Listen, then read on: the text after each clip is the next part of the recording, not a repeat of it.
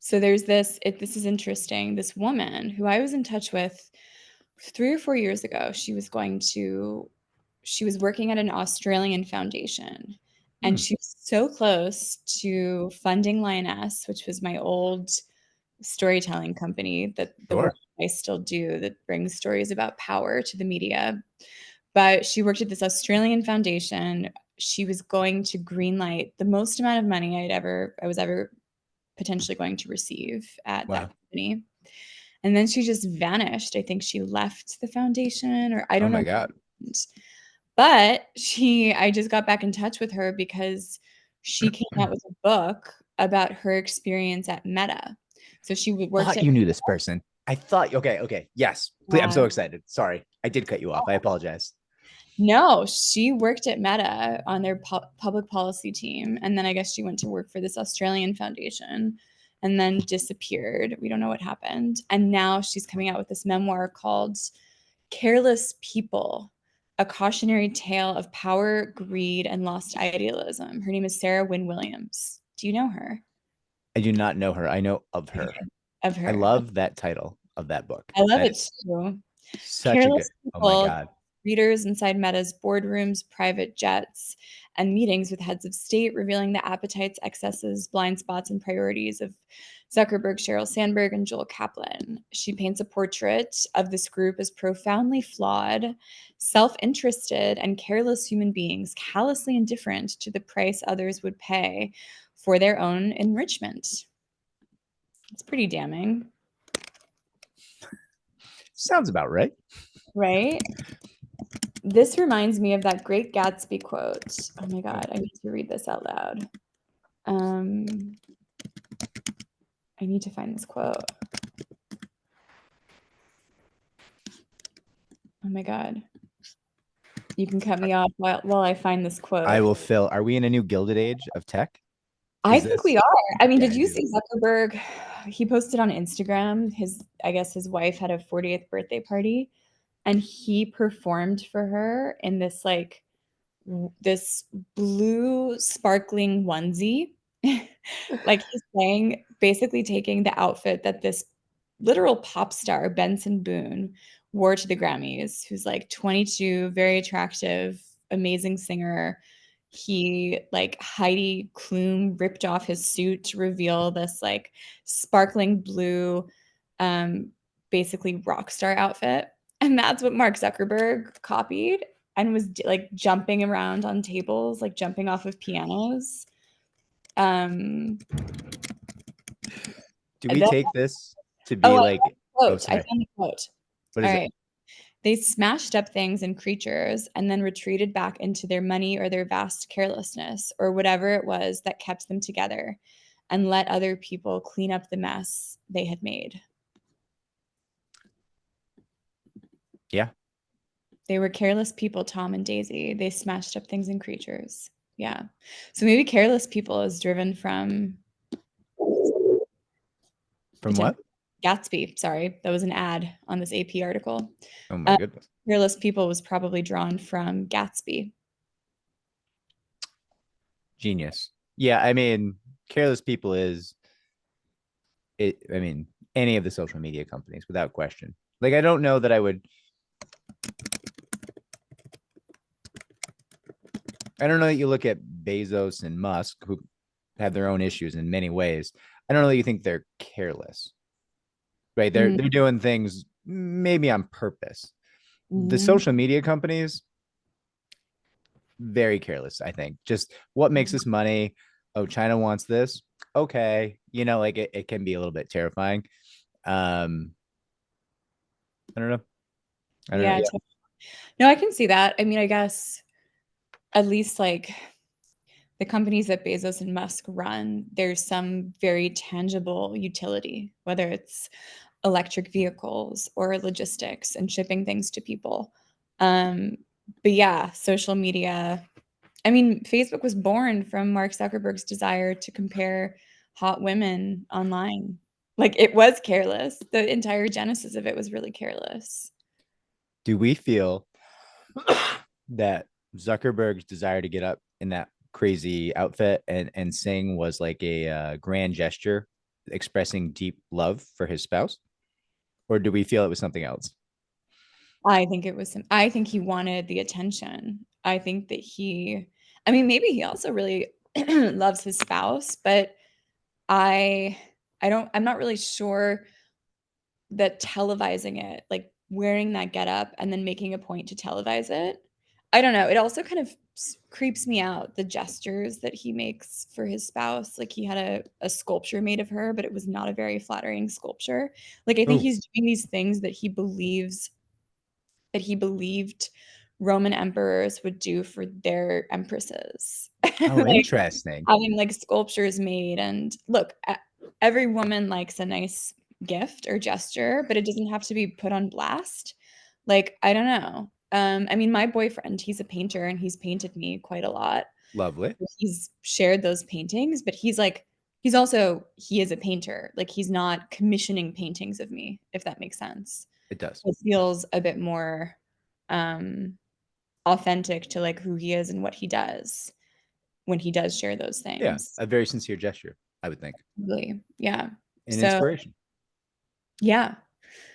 But I think that I think Zuckerberg just wants to be famous. That's what they all want, to be famous, like I in an entertainment sense. You can't eat fame. I don't really understand. Fame is not power. I know. I But they don't. have all the power, so they need more. They have to like consume something else to satiate their insatiable desire for things. Yes, I guess. I mean, you see. So we always talk about Blake Lively because it's so omnipresent right now. But like Yeah. Baldoni and Lively, they're just hemorrhaging money to try to be more famous. I suspect. Like this fight is meant to make them more famous, or at least Mm. better thought of. And it's to what I guess their business is to be famous, but that's not Mark Zuckerberg's business. Not really. No. I don't know. No. Well, I think that there are people running his business for him, and like Yeah. he's reached the peak of what he wanted to business wise. Like he won the business game.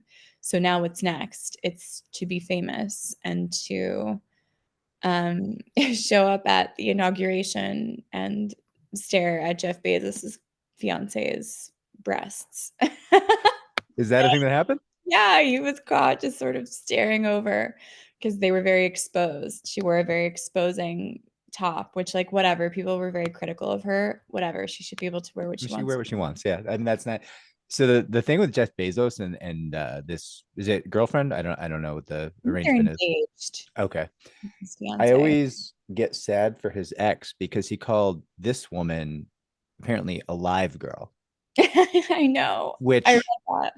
if if I had like a partner who was calling their sneaky link, oh, you're my alive guy. You're actually alive. And I found that out, I'd be like, so you perceive me to be dead. That So would you got a corpse. yeah, like that would be really kind of hurtful. Like much worse than you're a jerk, you're boring, you're whatever. No, no, no. That dude's dead. That dude who I used to love is dead. Like, oh, okay. Like, all Mhm. right. Like, it's wild, wild stuff. Totally.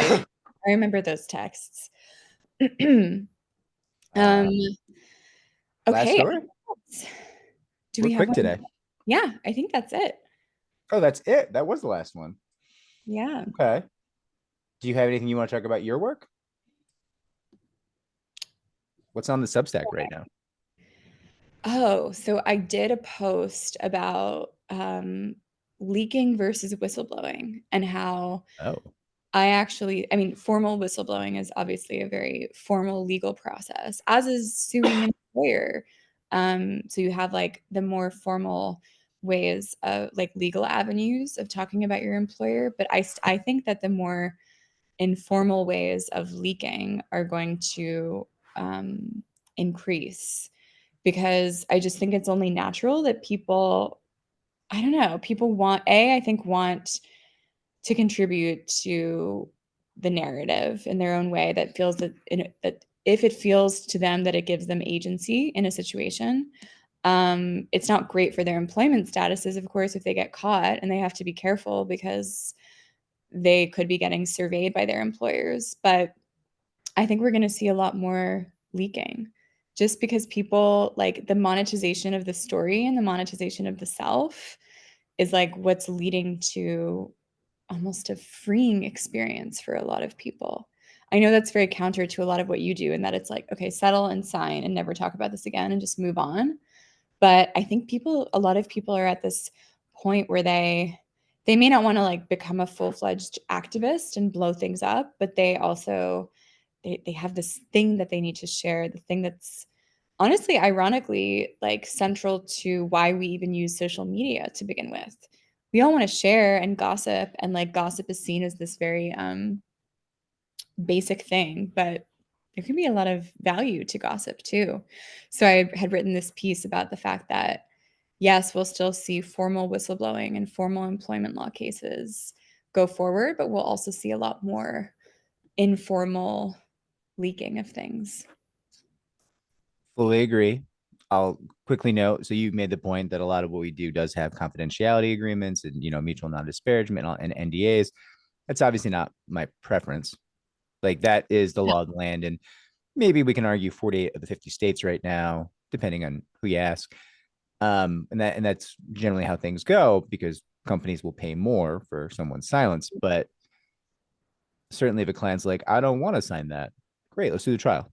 Like, I don't want you to sign that either. I agree fundamentally that gossip storytelling, that's how we move the needle on human society. Like Yeah. that's how we change hearts and minds. Um, about what you mentioned, the leaking, a lot of law firms are currently talking. It seems to many of the plaintiffs' firms like Signal is compromised. And what we Whoa. well, hear me out though. I don't think it's Signal itself. It seems like some corporate apps on personal cell phones might be screen grabbing or keylogging Mm. on the way in. So it's not that Signal is being intercepted, it's that whatever you're plugging the Signal still has to go through your software keyboard or be on the screen of your phone. And the apps might be, and I'm not a tech person, much less so even than you, right? But like, that's how it's been explained to me. That's the allegation. And we're all kind of comparing notes more and more and more. Why does it seem like this employer knows about our communications? Why does this employer know about this client's communications with this reporter? Why are we getting calls about a story that hasn't gone out for comment yet? Like what is happening? And did you only use Signal? Yes. Okay. Call up the other firms. We're all talking about it. Like, yep, happened. It's been happening a lot in the past 12 months. And it's more and more and more. We're thinking, oh, we're not being crazy. This is now a trend. So I don't know. I don't know if you can screen grab on Signal. I presume if it's on the screen of your phone, software can just record it. Obviously, a keylogger works, whether it's Signal or otherwise. It's still, I would presume. So, like, I don't know what's going on, but I can say, like, not small companies, Hmm. not strange companies. We're not talking about like Palantir or like what these quasi like military industrial complex companies. We're talking about like Fortune 100s over and over again. Interesting. And I don't know what's going on. It hasn't really impacted our client list very much at this point, but hearing a lot of stories. But it's mostly if they're using Signal on their work phones or a personal phone and there's a work app. Yeah, so we're seeing a lot of personal phone with work app. Work app. Okay. Yeah, I mean maybe there's spyware that's implanted into these work apps. I'm not Um, making that allegation. That is the concern of many of the other firms we're talking to. oh, that's so interesting. And I'm only not Because making that Signal, allegation because I don't have a depth of knowledge no, on I this know topic. you're not announcing this as news, but yeah, how else would the companies be finding out about these things? Yeah, it's not like 10 firms can all have somebody taking bribes, right? Like there are issues where plaintiff side firms will have people take bribes. That happens. And a lot of firms have a standing policy. You could offer to bribe, get it in writing, we'll double it. Thanks for bringing it in. Like that's our policy. Never really been an issue.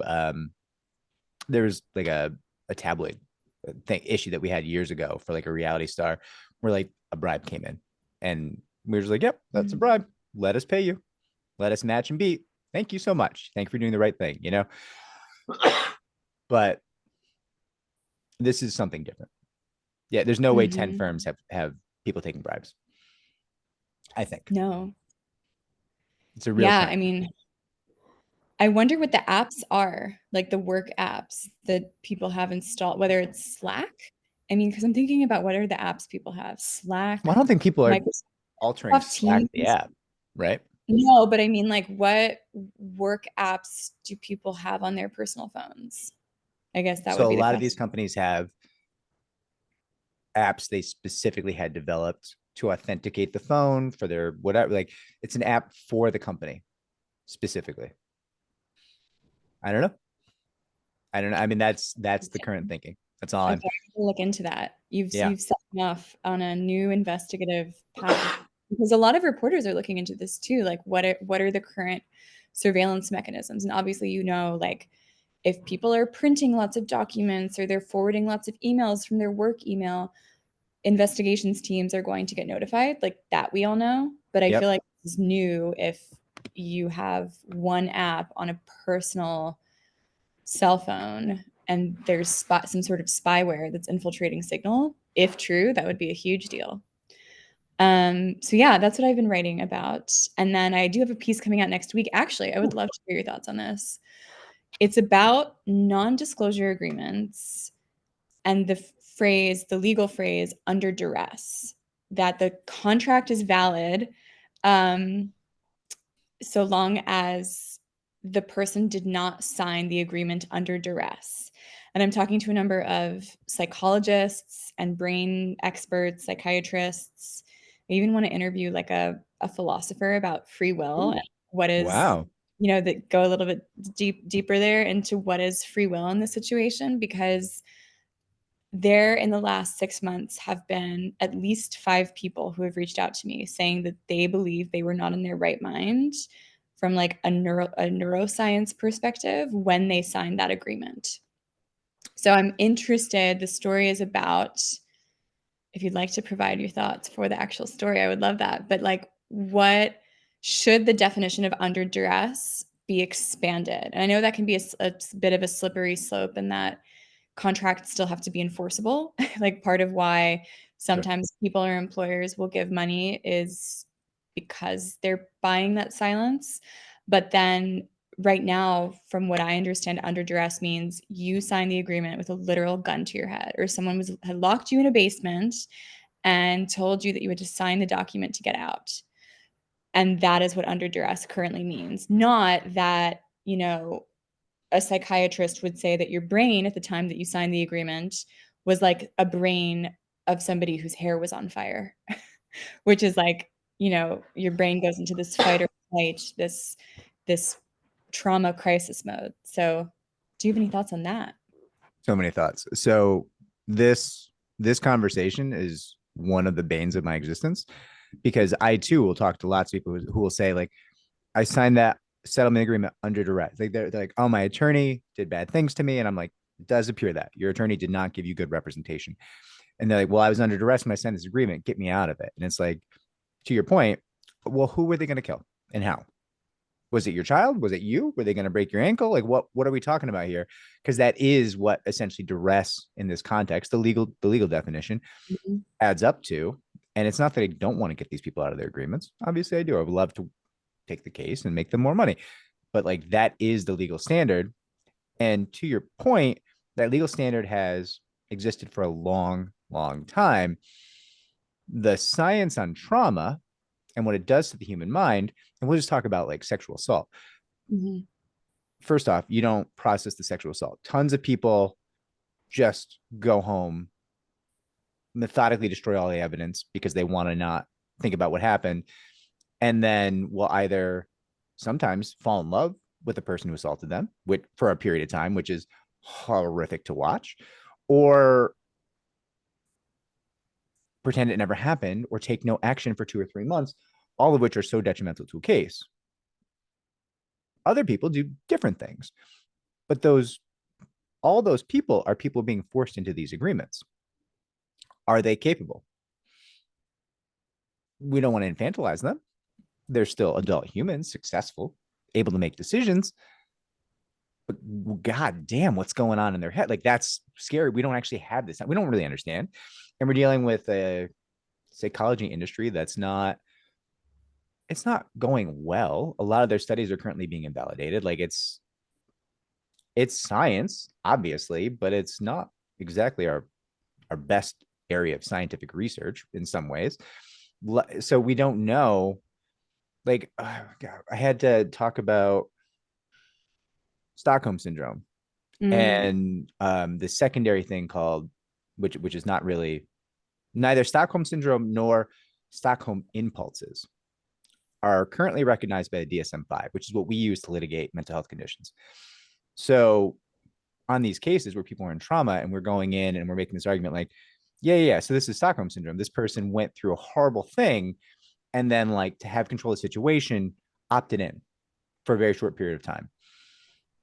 And you can get that narrative conveyed to a jury. They mhm, will hear it and say like, I've heard about this in the media. They'll like, you can get some buy-in. But then the other side comes in like, that's not science. DSM-5 mm, says that's not a thing. So then you end up talking about Stockholm impulses, which are also not science, but you're not trying to convey it as science. You're trying to convey it as a notion. And it obviously exists. We see it over and over and over again, just like people used to see gravity, but the science, we didn't have the science yet. We didn't figure it out yet, right? And it's such a weird place in our industry to be with someone in that state of mind. And when you're like, hey, you're making decisions that are going to last forever. And I understand why, but also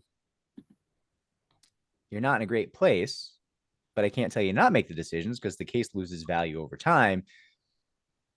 I don't know the answers. you ever seen, this may be a totally crazy question, but brain scans used to invalidate an agreement where the brain scan shows parts of the brain activated. And that can, I feel like that is pretty hard science. If it's like, here's the amygdala is like freaking out as if a bear, like the only other time an amygdala is looks this way in a brain scan is if a person is being chased by a bear. Like has that ever been used? I'm just so curious. I have been threatened because I declined to do that. Somebody came in and was like, listen, made essentially that argument. Like Yeah. was able to, I guess they had like gotten scanned or something. Like I don't know. This is years ago, but they had like come up with an argument, like a very scientific argument about why they were not okay. And it's tough because like in the mediation, they ask you, are you, fit to make decisions today? Are you on any meds? Is there anything going on? And of course, the people say, no, I'm good. Mhm. And you can later say, I wasn't good. Yeah, we know. We know. That's how it works. But there's a counterpoint. You did come in and tell everybody, no, I'm good. I can make decisions. And how does everything work if you get to walk out of a settlement conference where you settle your case, go to the hospital, get a scan, and say, well, thanks for the money. I have spent it all. Turns out, though, my scans say I wasn't fit that day. I know I said I was, but I wasn't. And the scans prove it. So listen, I know I got the money and I know I spent it, but I'd like to reopen the case. Oh, that's How so does this unique. work? How can we help anyone at that point? I don't know. I don't know. That's really interesting because I think that people can change their minds about things all the time, And they right? do And they over do. and over again. And but I think that it just would be interesting to know if like what would happen if the definition of under duress was somewhat expanded. I don't know how that would work. And probably lawyers wouldn't love it. And I understand that, right? You can't just have people flip-flopping and taking the money and then coming back and saying that they want to go back on something that they had committed to. I mean, that's challenging. But the situations that I heard of in the last couple of months, they're people who like they do not think that they were in their right minds at all, and now they are. And they have been ever since I started talking to them. So it's like almost the before and after of like when I was in crisis. Now I have like another job, a roof over my head, my Maslow's hierarchy of needs are being taken care of. The before after brain scans from like 2 years ago when I signed something in a rush because I was scared I was going to get evicted from my home or something and I had to take it and I was in survival mode versus 2, 3 years later, I'm doing a lot better. Like, that's what's interesting to me is like when you're two different people in those phases of your life. But to your point, yeah, you can't, if everybody did that, it would be totally chaotic. If everybody were just coming to you saying, "Hey, Vince, here's my brain scan. Like, I was a different person when you represented me." Like, that would be total chaos. Yeah, I've never had that conversation. And I've had that conversation many times. I've never had that conversation where the person is essentially saying, hey, I made decisions when I was not okay. And now I am better. Not Yeah. perfect. Nobody's perfect, but like better, somewhat recovered. And that's wrong. I'm like, correct. I agree. Yeah. And it doesn't change anything under the law. It does make that person often feel like, Vince, you betrayed me. You let me settle this case when you knew I wasn't okay. And like you can say 30 times, like, hey, be sure about this. Like, you don't have to do this. Like, we can try this case. You don't have to do this. You can say that. It Nobody ever remembers it. Ever. Mhm. Never. Mhm. Right. And I'm not Sure. saying they should. They're going through a lot. I'm just saying it's very common for someone 2 years later to say, you betrayed me. You let me, you let me do this. Right. And it's just like, I don't have the answers. I wish I had the answers. If I could find a way to be able to part the shroud of trauma and Mhm. give them access to all the decision making that they would want in that moment, I would. I don't know. Yeah, and I it's don't not that's unfair when you're the one who's helping and someone's like, "Well, you betrayed me." And certainly lawyers can betray clients, but I and they think do. and they do, but I think that's not always fair to put the blame on somebody else always when you made a decision. And this is why I want to talk to like philosophers as well. Like, what is free will in this situation? Because sometimes it is free will. You are deciding as a person to go forward with this case. But then sometimes there are other factors beyond your control that aren't as blunt or explicit as having a gun to your head, but like it could it's not far-fetched to think that some of these situations could lead to homelessness and death if you don't have healthcare, if you don't have a home Mm-hmm. or a way to pay your mortgage or your rent. Mm-hmm. So I can see both sides. Um, but so that's my newest piece. I'm so excited. I can't wait. Can we get the link to the other piece you mentioned? Because this one's not out yet, right? This one's not out. This one will be out on Tuesday, but I'll get you the link to the one about the leaking Thank versus you. whistleblowing. Yeah. That'll be linked down below. We're over our hour. Ari, I always enjoy it. It's always a good time. And I've got to go tap maple trees right now. ooh, Yeah, it's a maple weird life. fresh maple syrup sounds amazing right I'll now. bring you some syrup. Sounds good. Yes. Okay, bye, Vince. Bye. Take care. Like, Mhm. subscribe, comment down below, everybody. And that Substack article will be linked down below as well. Take care.